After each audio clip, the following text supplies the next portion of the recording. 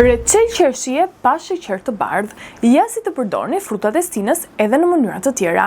Nëse dëshironi të shijoni ëmbëlsinë natyrale të frutave, po pa përdorur sheqer të bardhë të rafinuar, kjo recetë është një alternativë thjesht por shumë e shijshme. Për përgatitjen e tij nevojitem 500 gram qershi të freskëta, lëngu i gjysmës së një limoni, një lugë gjelle mjalt dhe një lugë gjelle fara chia. Fillimisht hiqen bërthamat e qershive dhe frutat shtypen lehtë me pirun.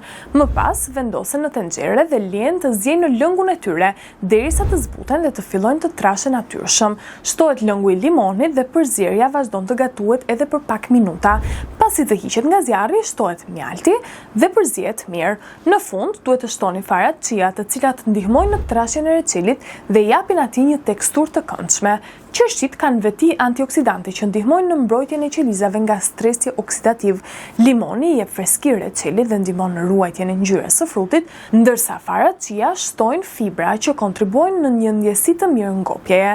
Rezultati është një recel aromatik me shije autentike të qershive dhe pa sheqer të shtuar, ideal për të shijuar në mëngjes ose si një pjesë e një vakti të balancuar.